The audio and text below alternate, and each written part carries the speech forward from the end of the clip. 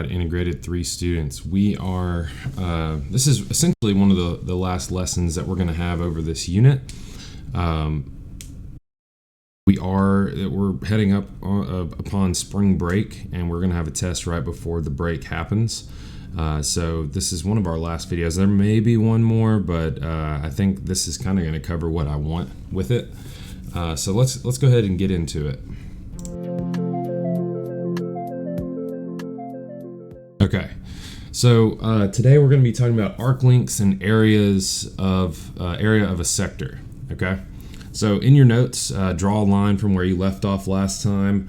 Let's go ahead and write down this title, area of a sector, and then the first thing that we're going to write down is the definition of a sector. What is a sector when we're talking about a circle? So I've got our definition here. A sector is the area between two, they say radius is here. I like saying radii, but either one's appropriate. And the connecting arc of a circle. So we have a little diagram here of what a sector is. This, by the way, is called a segment. Little diagram down here, but go ahead and write that. It shouldn't take you too long to write that. The area between two radiuses and the connecting arc of a circle. So we're going to be working some examples in our notes with this. We're just going to work one example, and then I'm going to discuss what Delta Math has and what I've added onto Delta Math, because that's going to be your primary practice. So I have added quite a few sections here of problems to work. We have these equation of a circle problems. Those are a bit challenging, so make sure that you look at those. For each one of these down here, they're multiple choice, but you get 3 tries to get them right. Okay, so this time I'm going on raw score here. Most of them have 5 answers, so 3 tries. Definitely take your time with those, and if you miss it like twice, send me an email saying, hey, I'm on my last try, and let me help you out. But let's go ahead and start here. We're going to look at an example. So in your notes, let's go ahead and write down this example here. I'm going to put that into paste that in here. All right, so we got this problem here. All right, so here's our example. And you don't have to write all the text here. You can just draw the circle in your notes. You can label this as 54. And you can it says KL, which is the radius here, is 12. Okay. So let's talk about the concept of these, how we're going to work this, okay? Because when we're talking about a sector, we're talking about area of a part of a circle. So it's going to relate directly to area of a circle. So over to the side, let's go ahead and write area of a circle, okay? And we actually know that formula, or we should. If you've made it this far without memorizing area of a circle, today is the day that you need to make sure that you have it memorized. Area of a circle is pi times r squared, okay? That's our area of a circle. And if I wanted to find the area of this circle, we could easily do that. We know that it's just pi times 12 squared. It's 144 times pi. However, we just need this part, okay? This is a 54-degree angle here in the circle. So we only want that sort of slice of the pie, if you will. So it's as simple as this. We can just we can find the fraction of this whole area by using this degree. Well, what is 54 degrees is part of this whole circle, and the whole circle will be 360 degrees. So we're going to write down our formula for area of a sector.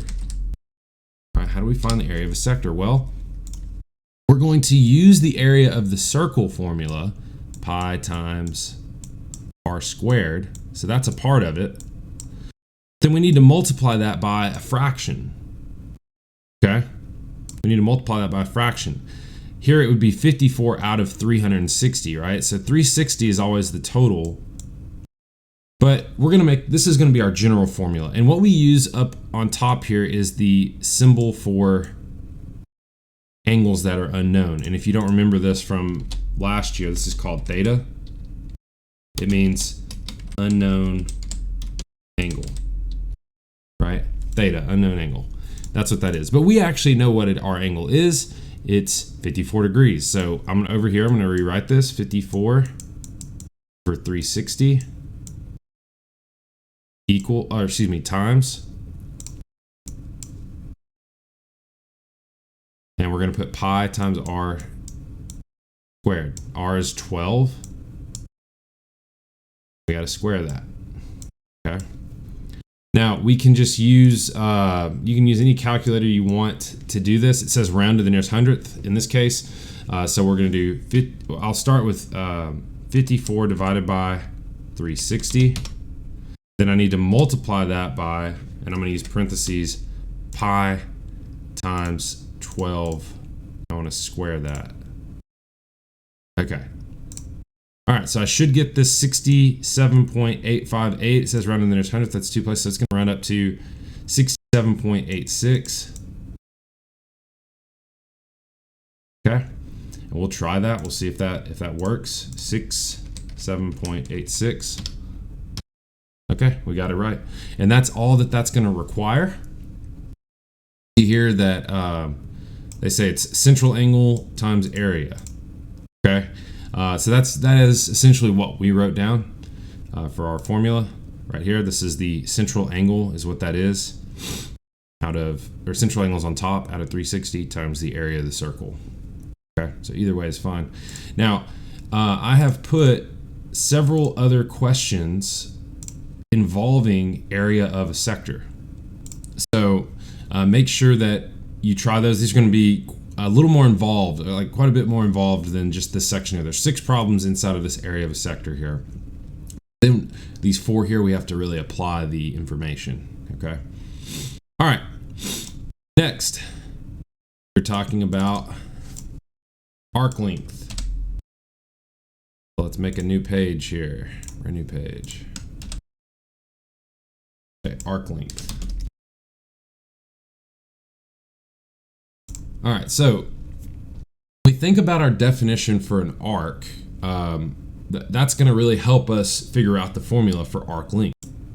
So if you don't have your definition, this is one of our definitions we had to get. So an arc is part of the circle or circumference of a circle. That definition is really what we need to understand how to find these arc lengths. Well, to find an arc length, we have to know how to find the circumference. So let's go ahead and get an example on here. Arc length problem. And again, you can just draw the figure and then you don't have to write everything out. You can say find arc, well, we know we're finding arc length because it's in this section here. Paste this.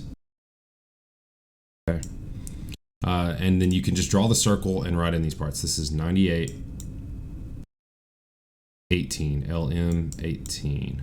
Okay, so 98 degrees, 18 units length. And we want to find the arc length of arc LN here. Okay, so when we say that the arc length is part of the circumference of a circle, the first thing we're going to have to do is find circumference. So do you remember how to find circumference? I think that was a formula that I had you guys write down in your definitions. But you should remember it has two ways. You can do pi times diameter, or I prefer 2 times pi times r. Okay, that's going to be your circumference for your circle. So this is going to feel very similar to what we just did with the sector area, because when we want to find arc length, we just want that fraction of the circumference. Just like we found the fraction of the area, we want to find a fraction of the circumference. So we're going to take that circumference, that 2 times pi times r, we're going to multiply it by the exact same ratio, 360 over what we called theta, okay? So this is going to be our general formula for arc length, okay? Go ahead and do that for this problem. So we have 98 degrees over 360 times 2 times pi times r, which is 18 in this case. And it says round to the nearest hundredth again. So let's go ahead and I'll pull up my calculator. let's do this calculation. 98 divided by 360 times, so we want that times 2 times pi times 18. So I got 30.787, so I'm going to round that up to 79, so 30.79. Let's see and make sure that that works. All right, we got it. Okay, so that's going to conclude this lesson, just introducing these ideas. Now you do have to do some problem solving with those as well. So let's look at these again. Let's see this problem. All right, so here's the types of questions that are this multiple choice format. So it gives you, different scenarios, and you have to find the different arc lengths based on the information shown. And you'll see here it's in terms of pi, so you will want to keep pi and not multiply by pi, but multiply all the other parts together and keep pi by itself. So again, you get 3 tries on these. I'm not resetting them after that. We're going to go off of raw score this time. You will need to complete everything. It will need to be 100% complete, but I will be going off, we'll be grading this based on accuracy this time. Just because, it's multiple choice. So, you could sit here and just click and eventually get it. So we're just going, you get 3 tries on each. That's your number of attempts. So if you have any questions about these, let me know. I'm going to go ahead and stop the video there.